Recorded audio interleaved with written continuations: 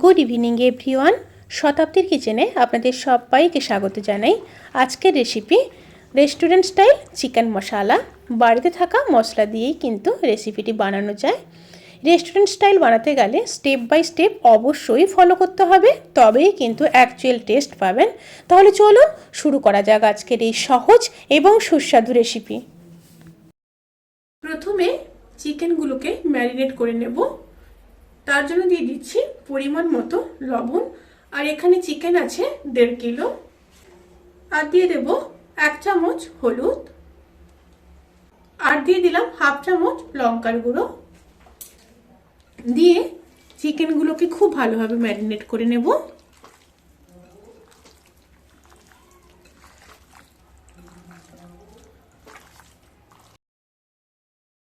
চিকেনগুলোকে খুব ভালোভাবে ম্যারিনেট করে নিয়েছি। এবার 30 থেকে 40 মিনিট আমি ম্যারিনেশনে রেখে দেব। এবার প্যানের মধ্যে 100 গ্রাম সর্ষের তেল দিয়ে দেব। এবার দিয়ে দেব 2টো তেজপাতা, থেতো করে রাখা 5টা এলাচ, 5টা লবঙ্গ, কিছুটা দারচিনি, আর দিয়ে দেব কিছুটা জয়িত্রী, 10-12টা গোলমরিচ, আর দিয়ে দেব থেতো করে রাখা একটা বড় এলাচ। একটু নেড়ে নেব। তেল থেকে যখন সুন্দর একটা স্মেল বেরোতে শুরু করবে, সেই সময় কেটে রাখা 600 গ্রাম পেঁয়াজ দিয়ে দেব।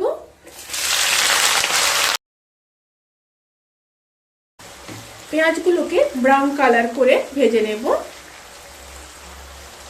পেঁয়াজ খুব ভালো মতো ভাজা হয়ে গেছে। এবার দিয়ে দেব আদা রসুন বাটা। এখানে আমি 3 চামচ আদা রসুন বাটা দিচ্ছি। আদা আছে প্রায় 2.5 ইঞ্চ মতো, আর রসুন এখানে 2টো বড় সাইজের রসুন ব্যবহার করেছি।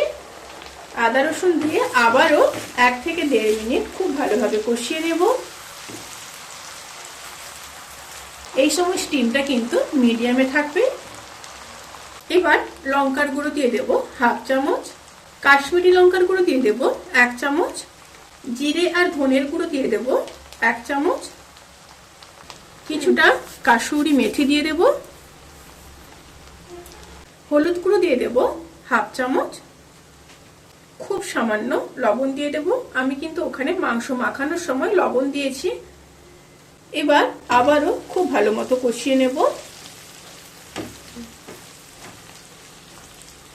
খুব সামান্য জল দিয়ে দেব, তাতে করে মশলার পুড়ে যাওয়ার কোনো সম্ভাবনা থাকবে না।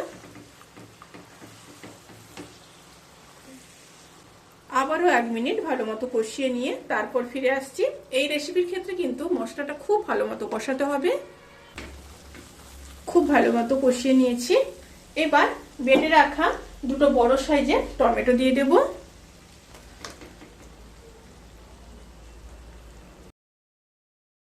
টমেটো দিয়ে আবারও কষিয়ে নেব। ভালো মতো কষানো হয়ে গেলে ফিটিয়ে রাখা 100 গ্রাম টক দই দিয়ে দেব। এখানে যেহেতু আমি টমেটো ব্যবহার করেছি, তাই টক দই পরিমাণটা কমিয়ে দিয়েছি। লো স্টিমে খুব ভালো মতো কষিয়ে নিতে হবে। আর দই দেওয়ার সময় কিন্তু স্টিম একদমই হাই করবেন না, লো স্টিমে দই দিয়ে ভালো মতো কষিয়ে নিয়ে তারপর ফিরে আসছি। মশলাগুলো খুব ভালো মতো কষানো হয়ে গেছে। এবার ম্যারিনেট করা চিকেনটা দিয়ে দেব। চিকেন দিয়ে হাই স্টিমে মশলার সাথে চিকেনগুলোকে খুব ভালোভাবে মিশিয়ে নিয়ে 5 মিনিট রান্না করে নেব।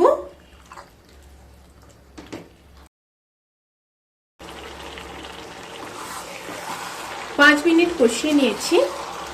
চিকেনের কালারটা যখন চেঞ্জ হয়ে যাবে, সেই সময় ঢাকা দিয়ে লো স্টিমে আবারও 15 থেকে 20 মিনিট রান্না করে নেব।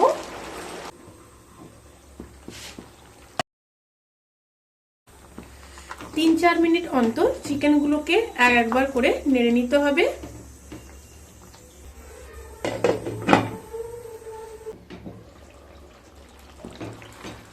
রেসিপিটি কিন্তু সার্ভ করার জন্য প্রায় রেডি। এবার নামানোর আগে বেশ কিছুটা ধনেপাতা দিয়ে দেব। আর দিয়ে দেব 1 চামচ গরম মশলার গুঁড়ো, সাথে 3টা চেরা কাঁচা লঙ্কা দিয়ে খুব ভালো মতো মিশিয়ে নেব।